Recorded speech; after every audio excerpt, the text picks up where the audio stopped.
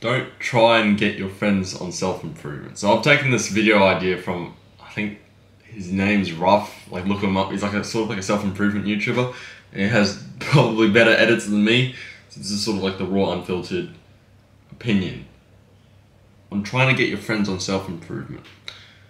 Now I had this discussion with a friend the other night as we were walking in a park, talking about how you can't get your friends on self-improvement. Like we talk about our mates who are vaping or smoking, even drinking maybe. How my friend he gave the saying, you can have a horse, you can lead a horse to water, but you can't make it drink it.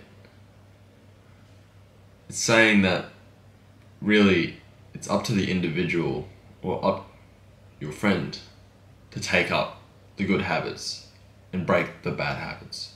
Like it's not up to you, truly. Like as much as you can do everything, but the single bottleneck for that person's self-improvement is themselves. Like it's not you. And then it leads to another point of people don't like to be preached at. They probably know the things they are doing are bad.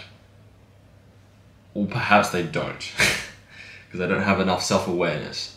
And then when you bring about that awareness, particularly with our mates who vape or smoke, we tell them it's horrible for them.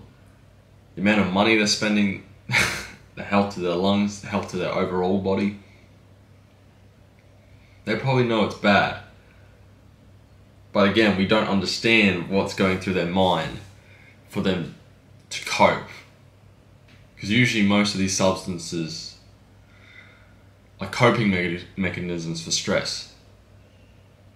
So for us to tell them, get off the vapes, or it's so easy to say. But what they truly want is not someone to preach at them, but to be listened to. And this seems to be the strategy when it comes to trying to get your friends on self-improvement. It's simply not telling them or preaching about it if they haven't asked, but simply just keep on being on your journey, your own personal journey. And when they ask, oh, how did you get the six-pack? Oh, how did you build such a physique? Oh, how do you have that brewing business? Like they start asking questions. That's when they ask to be preached at, because they are now wondering about how do you achieve those results. But that's another point I made to my friend the other night, is that most people know what to do. They just don't want it badly enough. Like when it comes to fitness, it comes to just like two fundamentals. If you're like fat, just eat less, move more. Simple. It really is that simple, but the hard thing is being consistent about it almost every day. And it's that consistency that people are afraid of, or not burdened by. They see that large amount of work and are daunted by it, so they never try at all, because they believe trying and then failing is worse than just not trying at all. So perhaps the strategy that I'm implementing is just going about my own personal journey, but still being like almost like a normal person in real life. Like, if people ask about it, I will talk about it, but I won't preach to them. Because again, that's out of ego, probably. And also people don't, well, it's just a natural human trait. You don't want to feel lesser or worse when you're talking down to. So instead, which is hard to say because it's like watching someone destroy themselves. Particularly with, again, I don't know what's with this younger generation, with the vaping, like that's the biggest one for me. Also the pornography, the jacking off, video games, like all that. Like you just, because we sort of have that mentality being brought up in school, like it's worse to be a bystander than a victim, like in terms of bullying. Like I know it's a different context, But in terms of real life, it's like, is it okay to be a bystander to someone who's destroying their own life? It's like there's only so much you can do. There's only so much you can do to help them. But the first step is they are asking for help. Because that's truly when the journey starts, is when you realize, like for your own self-improvement journey, is realizing, I need help, I need to do something about this. I need to do something about my own life and improve it. And that usually comes in terms of rejection of the world. I know there's a particular meme, but it seems like most of the guys, they go to the gym, they got rejected by a girl.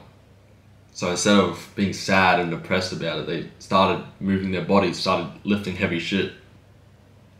They start having endorphins, because exercise is like one of the most powerful drugs in the world. You get such great endorphins from a great workout. So they feel less depressed.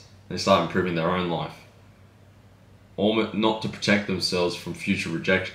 Actually, it's to make themselves stronger to face future rejection.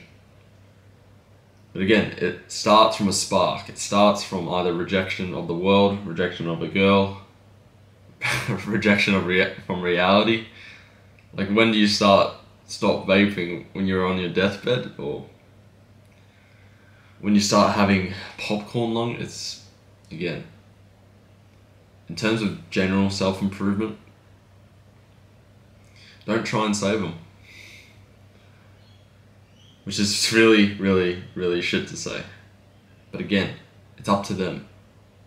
Because right now, the most important person to care about is you.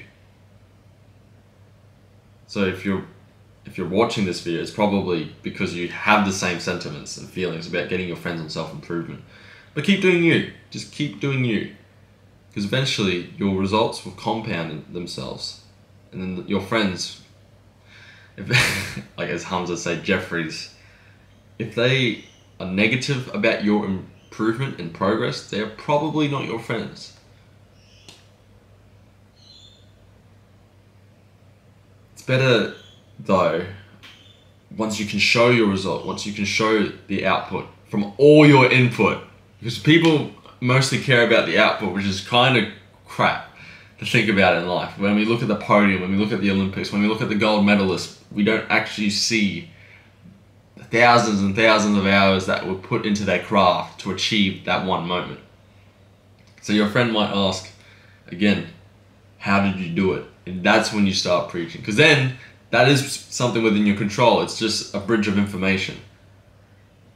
But again, most of the time when they ask how, it's probably a quote, because again, they know how. They do know how. Meditate, gratitude journal, sleep earlier, wake up earlier. Improve your communication skills, start reading books, like all these stuff. They know what to do. Stop taking drugs. They know what to do. They do. They just don't have, like I said, they don't have the courage to take a step forward, to fail again. But failing is also progress when it comes to our journeys. Failures are never setbacks. They only are setbacks if we don't learn from them. There's no such thing as a mistake or failures. There's no such thing as failures, only mistakes we can learn from. But people are too afraid. I just think of the social outcasting. Imagine this. You try to quit smoking and you didn't end up smoking. The amount of pressure, not social pressure, how can I explain this? It's better for you, the amount of judgment you get for smoking, rather than the judgment you get from trying to quit and then you go back onto smoking. Because the judgment's like, oh, he was too weak to quit. Or it's a judgment of character. Most people associate their failures as a judgment of their character. It's not. What a judgment of your character is intention and input. But again, don't try and save them. When they ask, when there's true intention of them trying to improve their life, the time will come, hopefully, eventually. Even if it takes 10 years, 20 years. But if you're on this journey, on this self-improvement journey, you're already a step ahead of them. So keep doing you. The results will take care of themselves. But this is a serious talk to be had, because some of them we truly do care about them. But we just don't want to be so invasive and preachy that in turn they just reject self-improvement entirely. But that seems like the price for progress. So I hope this little rant helps in terms of mindset, in terms of not feeling like you're obligated to get your friends on self-improvement. They ask, tell. If they don't. But again, don't force them, just influence them. That's the most that you can do. So that's my action step. Just influence through your actions and results and your words. And that's it.